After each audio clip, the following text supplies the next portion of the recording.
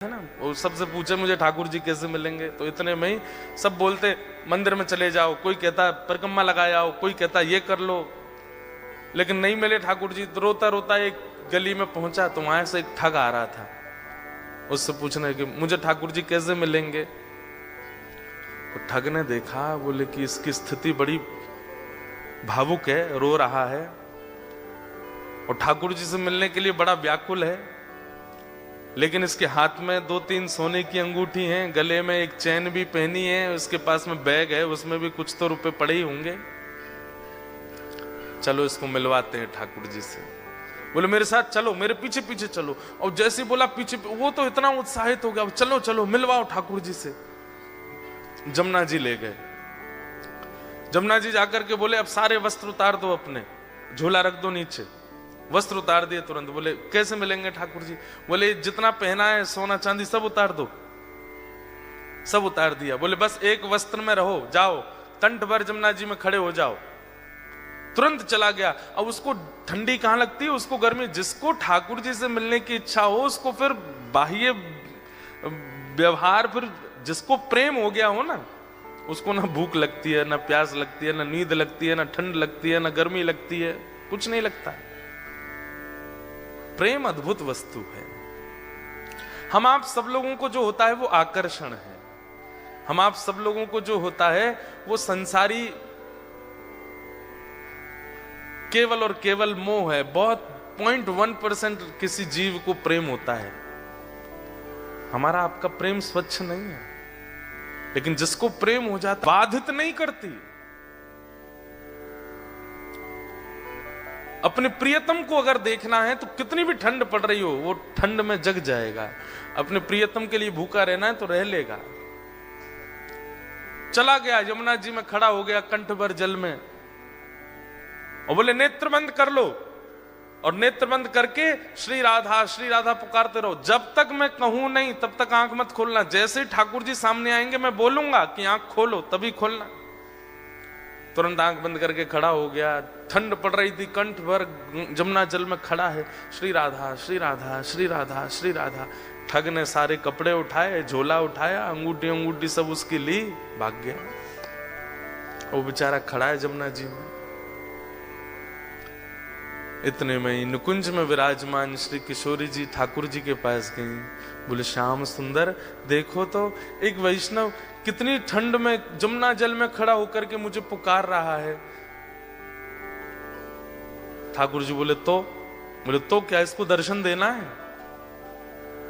ठाकुर जी बोले इसने कोई ऐसा पुण्य तो किया नहीं है, ऐसे कोई इसके भजन साधन तो है नहीं इसको दर्शन। बोले कि आप वो करिए जो हम कह रही हैं, बस इसको दर्शन दे के आओ। देखो कितना बेचारा परेशान हो रहा है।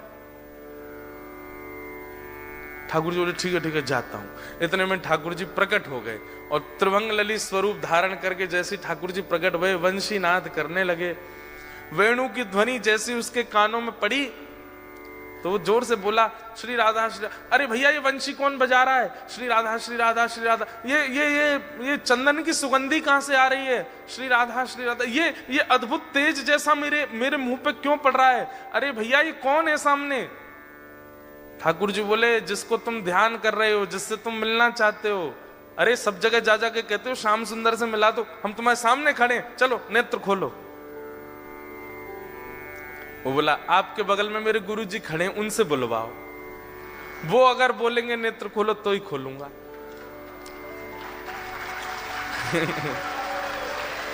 ठाकुर जी आप आ गए, बहुत अच्छा किया आपने अपने वचन का निर्वहन किया, पर आपके बगल में मेरे गुरु जी खड़े हैं, वही मुझे लेकर के आए थे। उन्होंने ही कहा था जमुना जी में खड़े हो जाओ, राधा राधा जपो। गुरु जी कहां गए मेरे? बोले कि यहां कोई गुरु नहीं है। अरे मेरे गुरुजी वहीं होंगे, वही मुझे गली में मिले थे, वही मुझे लेकर के आए थे। ठाकुर जी बोले वो कोई गुरु नहीं है, ठग है, एक नंबर का ठग। तो वो जो खड़ा था जमुना जी में बोला सुनो, मुझे पता है आप ठाकुर जी नहीं हो। क्यों? मेरे गुरु की निंदा कर रहे हो? चले जाओ यहां से, आप ठाकुर जी नहीं हो सकते। जिन गुरु जी ने आपसे मिलवाया या आपको मेरे सामने भेजा भी, उन्हीं गुरु की निंदा कर रहे हो, मुझे आपको नहीं देखना। ठाकुर जी बोले बड़ा पागल है, हमको क्या जम जा सर्दी में। ठाकुर जी वापस आ गए। श्री जी बोली दे आए दर्शन।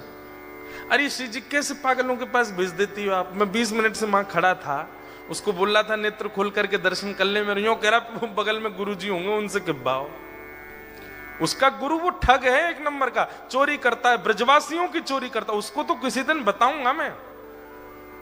उसको गुरु माने बैठा है। इनको इतनी बुद्धि नहीं किसको गुरु बनाना चाहिए, किसको मानना चाहिए, उसकी बात मान के बैठा है। श्री जी बोली या तो उसको दर्शन दे के आओ, नहीं तो हम नाराज हो जाएंगे। उसको दर्शन दो। बोले अरे वो गुरु की आज्ञा मानेगा। बोले तो गुरु को खोजो, पहले गुरु से बुलवाओ कि आंख खोल, दर्शन दे के आओ। ठाकुर जी बोले हे श्यामा जी आप कितनी भोली हो, कितनी सीधी हो। बताओ उस ठग ने जीवन में कुछ अच्छा नहीं किया, उसको मेरे दर्शन करवा दो।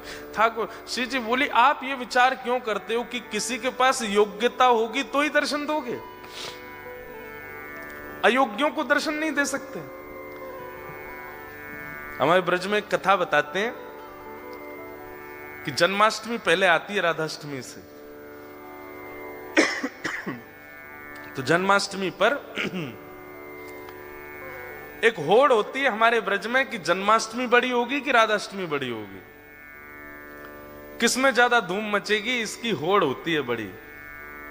और ये होड़ आज से नहीं चल रही है, ये हमेशा से है। तो जब ठाकुर जी और श्री जी धराधाम पे लीला कर रहे थे तब की एक ऐसी लीला है कि सारे ग्वाल बाल जो हैं ये प्रतिस्पर्धा में तैयारियां करते हैं कि अरे ललिता आवेगी, विशाखा आवेगी, चंपकलता आवेगी, इंदुलेखा आवेगी, सबरी आकर के देखेंगी और जैसे ही लाला की वैभव को दर्शन करेंगी आंख खुली रह जाएंगी उनकी। और ये सब भी जब जाती हैं ना ठाकुर जी के जन्माष्टमी उत्सव में तो जाकर के देखती हैं इनने जैसो कियो या से 21 करनी है राधाष्टमी की तैयारी। तो अब की बार मधुमंगल श्रीदामा तन सुखा मन सुखा धन सुखा बोले लाला अब की बार कछु ऐसो करें कि हमारो लाला दानवीर दिखाई दे, हमारे लाला खूब दानी है ऐसा अनुभव हो। तो ठाकुर जी बोले कहा करेंगे। बोले लाला लड्डू बनवा में। बोले कितने लड्डू? बोले कोई गिनती नहीं, बनवा दे बस। और सबसे कहेंगे कि अपने अपने घर से पात्र लेकर के आओ, जितना बड़ा पात्र होगा उतने लड्डू भर के देंगे।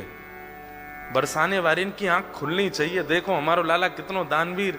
कोई इतनी बड़ी परात लेके आवेगा तो वो भर के देंगे, और कोई छोटी कटोरी लेके आवेगा तो वो भर के, जितना बड़ा पात्र उतने लड्डू भर के देंगे। सब लोग इधर देखो।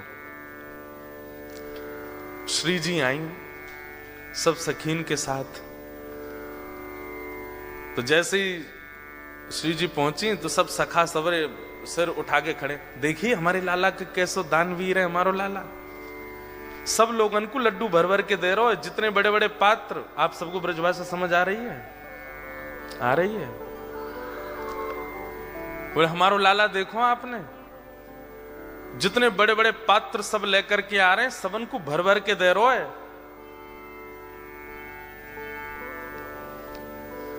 इतने में ललिता बोली और कोई छोटे पात्र लेके आ रहे हो? तो वो बोले भाई जितना बड़ा पात्र उतने ही लड्डू मिलेंगे, और तुम्हारी बस चले तो इतना बड़ा पात्र ले आओ, लाला भर के ही देगो। अब तुम पे है ही इतना सा तो फिर तो 4 लड्डू ही देगो।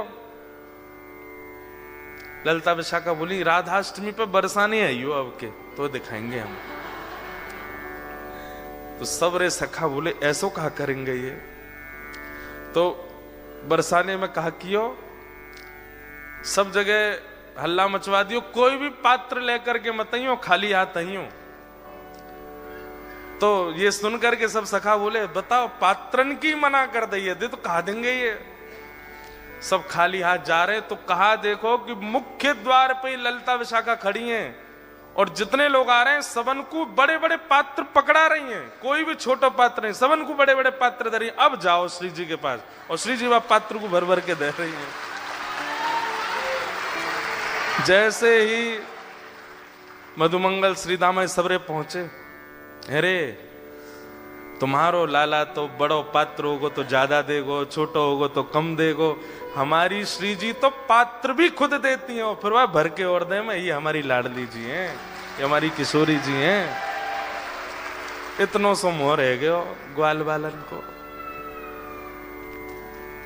लाला तू एक काम कर। बोले कहा, तू अपनो जन्मदिन बाद में कर, हम कछु भी करें, ये बात 21 ही कर ला में क्यों, 1 महीना बाद आता है श्री जी का जन्मदिन।